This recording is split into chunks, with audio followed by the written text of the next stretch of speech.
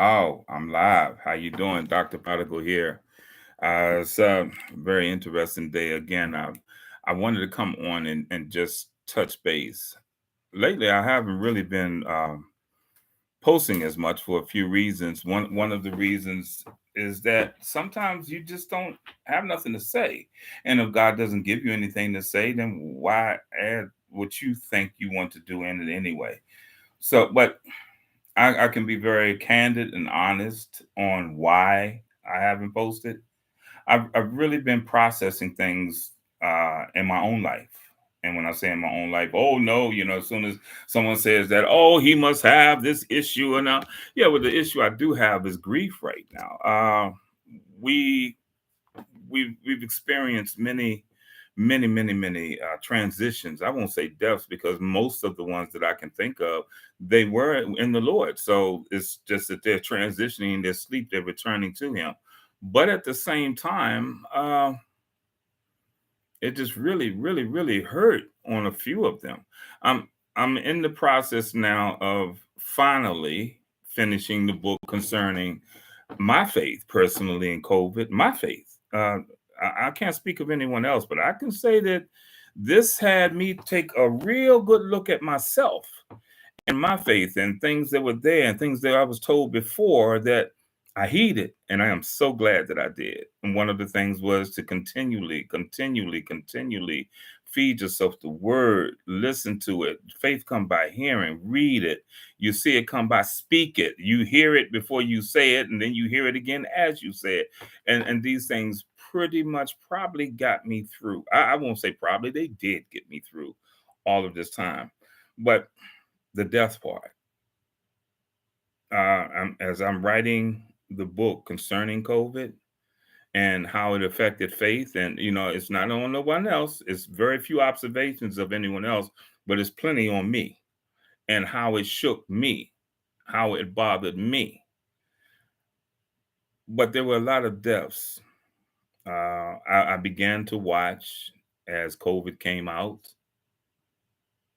Everyone was saying, "Oh, it's over there." Well, logically, with technology, it's only a matter of time before over there becomes right next door or right here. So here it comes across the ocean. I'm thinking I first saw some things. As a matter of fact, I probably was exposed to it about Thanksgiving before everything went. We were at it was a Thanksgiving. Yes, it was a Thanksgiving dinner, and everyone was just like coughing and snotting, and I was like, ugh, ugh, ugh. And it was a very upscale hotel and restaurant, so very upscale. I'm talking 5 star, and so I'm watching this, and then right after that, I was sick as a dog. But eventually, I got better. It was about 2 to 3 weeks before I could really function again. Don't know what that was. Then that was in November. So by December I was okay. About Christmas, everything was okay. And then here we come, January. Hmm. January, everything starts going crazy. And I just smile. Because there's times, and this is something to think of. The devil's always gonna be at you. So why even turn around and look? He's on his job, get on yours. So as we were experiencing all of this, then other things were coming up. I had to travel to Arkansas. A very dear son and friend was he was terminally ill. That was a whole different ball game in itself, and this is all during COVID. So here he passes. I'm traveling, and I'm in Arkansas, and just the strain of everything on my body will cause some things because of things I've experienced in life and in the military. It caused some things to flare up bad. I ended up in the emergency room. And here it is. I'm standing 4 o'clock in the morning at the emergency room. I can't wait to dock in a box across the street from the hotel at 8. I had to find the emergency room. And I go in and I get the phone call that he passed. Well, some of the things that really do certain things that flare this up, that was one of them. So I was in the best place for that to flare up at that moment. It did. I went back to finish up the conference and everything that I was out there for, the reunion. It's a military and a community thing. I was in pain, and I was in emotional pain, because even though you know someone is going to transition, it's it's still, you have peace, but it begins the grieving process that you're going to miss them. You're going to see them later, but you're going to miss them.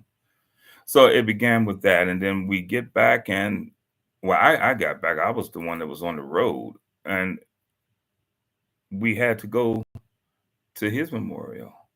A lot of things in that area. Well, while we were there, the nation shut down. I come from Arkansas. I go back to the East Coast. I jump up again. I believe, yeah, it was a long drive. And I drove down to Georgia for it, for this memorial. Heavy, heavy, heavy. It's nothing worse than driving and grieving at the same time. It just seems like every mile is really 7 miles. And it seems like you never get there to approach this thing and to face it. But I did get there, celebrated, mm, loved it, loved it. That people would come that far. And then I was shocked at some people that would not honor him as well, that he did help. So it was a lot of emotional things that was going on at the time. But being a pastor of a church, and he left without any direct instructions, there was getting ready to be some turmoil. And one of the things where people in their zeal, and I've often said, and I still say, zeal without wisdom will kill you. They were going to take off, and we're not going to back down. The Lord is going to protect them. But then I had to remind them, like, wait, wait. First of all, you're jockeying for position for this man. His wife is still here. She's still in leadership. So why are you even jockeying like you all just going to have a takeover session? I said, that's number one. And number two, the government said that we need to shut down. Does not the word tell us to obey the laws of the land and obey those who have rule over us? And I said, and number three, you don't know how this thing is going to affect people. People are already dying. And it began, people were dying left and right. And it was, to me, it scared me initially, because I was like, wow, this thing coming, they go in the hospital and come out. Well, it didn't help with, no, the pastor had passed away from cancer. That didn't help that he had passed away, and not from COVID.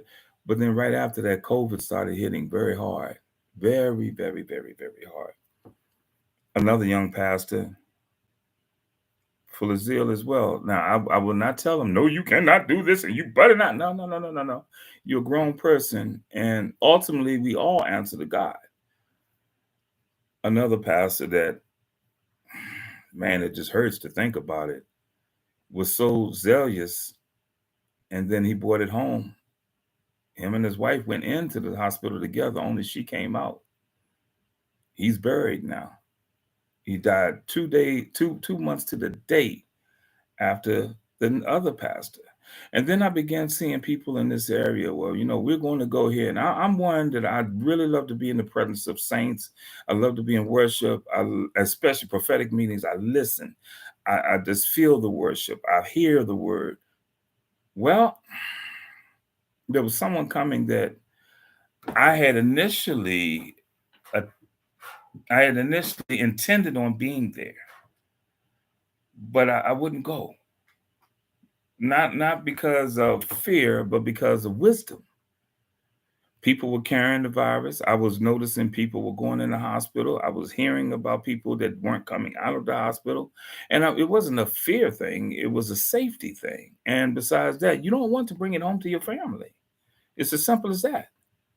I've met many people who have brought it home to their family. And one guy, oh, he was just politically asinine. And he wasn't going to do it. Well, he brought it home, and his wife died. And now when I see him, the grief is still eating him up, where he's a shell of a man now. But all of these things were coming about to where the grief began. We began losing a lot of people to transitions. whether it was from COVID or whatever, all of these things were beginning to go. And now, even now, I'm very heavy now because of what I'm seeing. So you say, well, what you talking about, Doc? Okay, I'll say it like this. I am watching people leave this earth in so many different ways, and they're placing so much emphasis on everything else other than God. And I really wonder, have we lost our mind as society?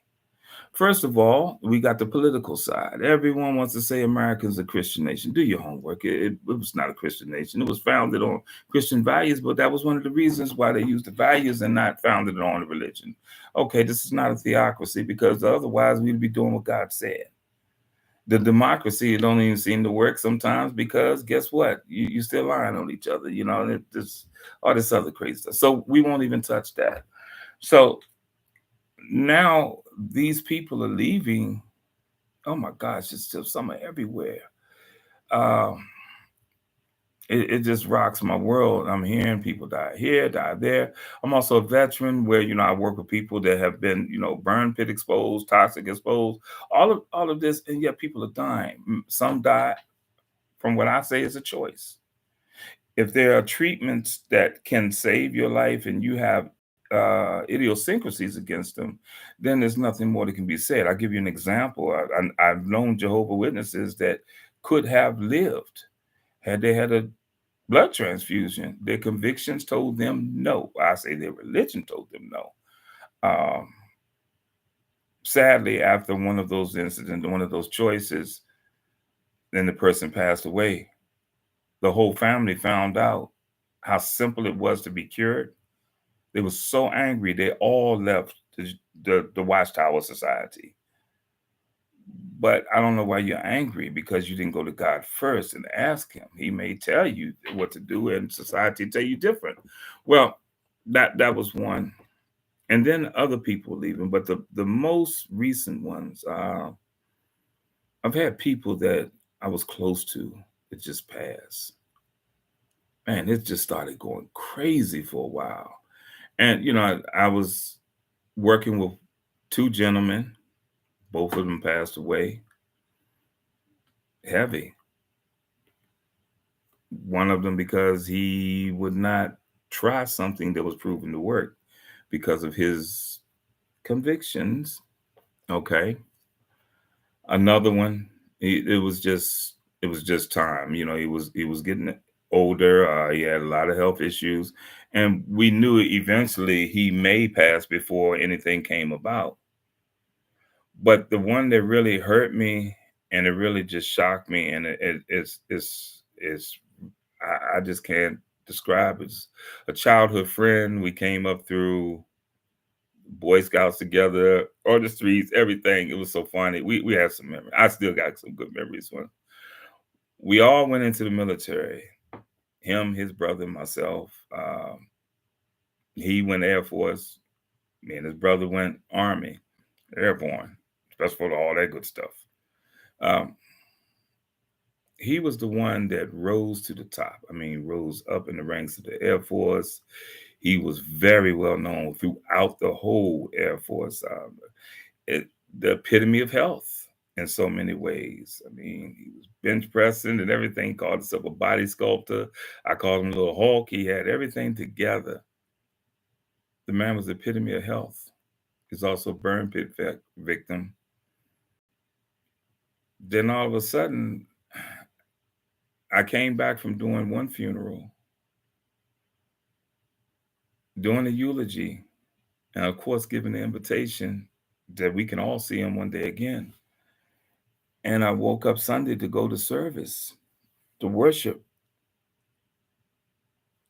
Don't know why Facebook was open on my phone. I just happened to look at.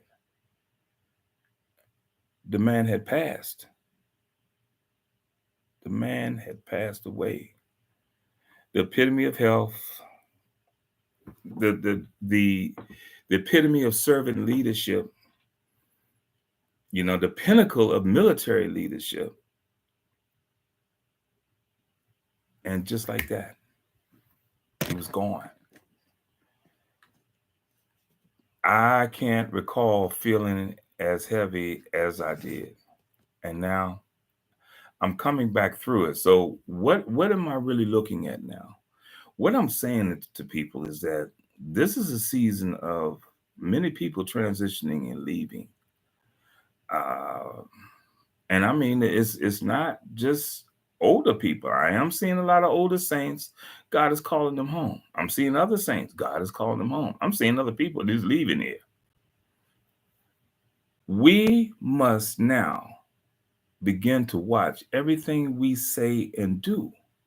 Why do I say this?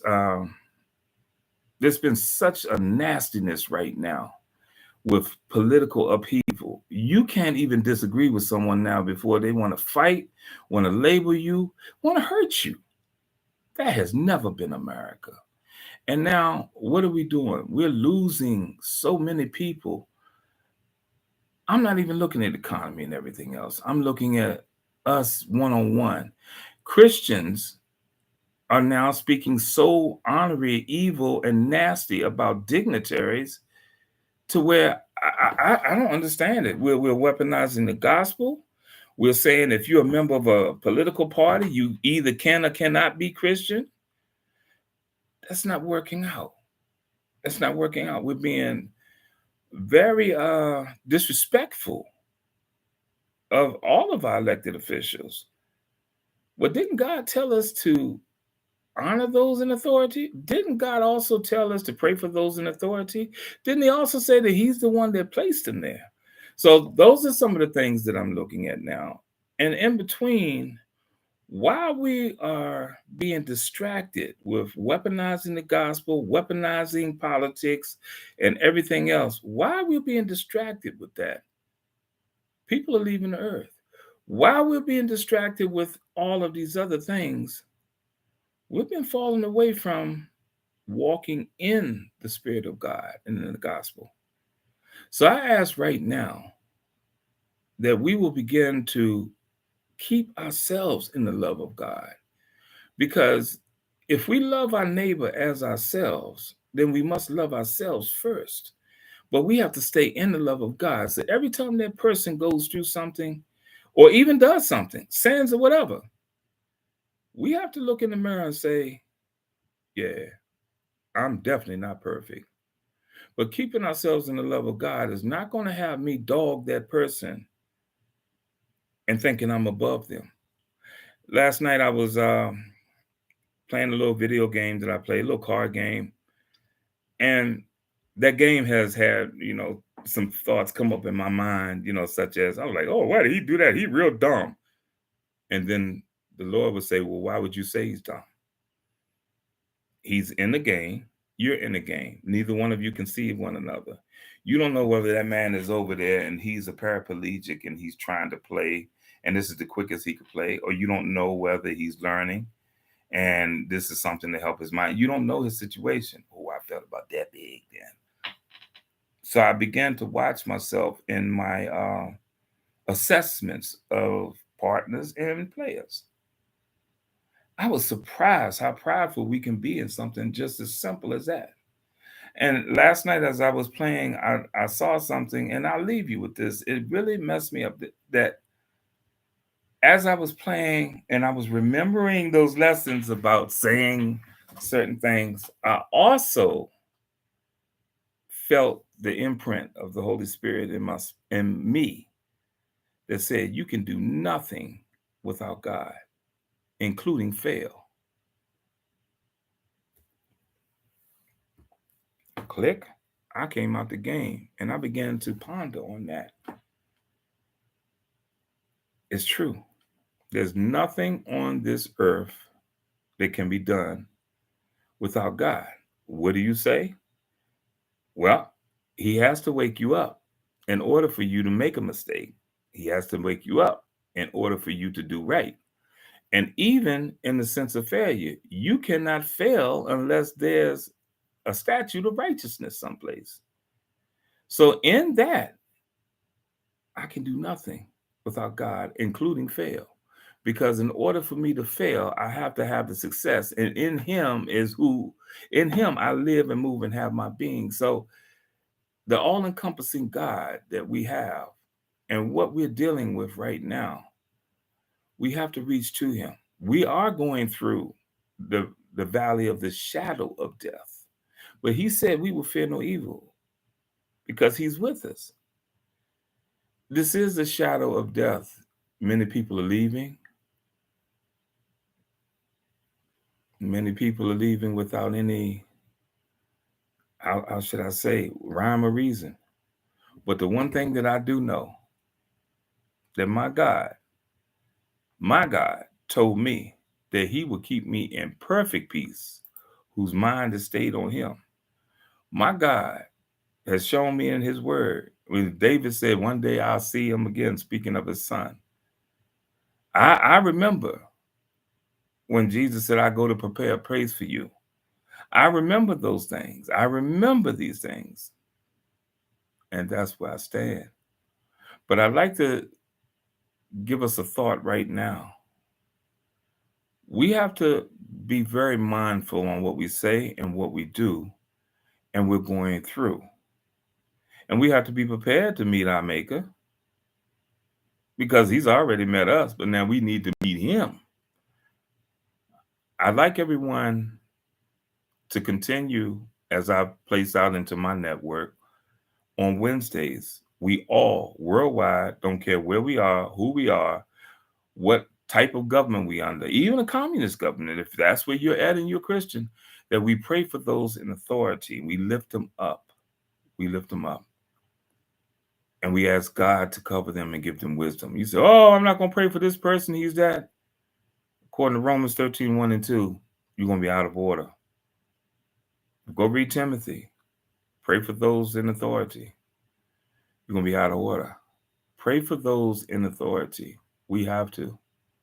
We really, really, really, really have to. And I'm going to continue to lift mine up. I had an opportunity to pray for one of the most powerful men, if not the most powerful man in the world.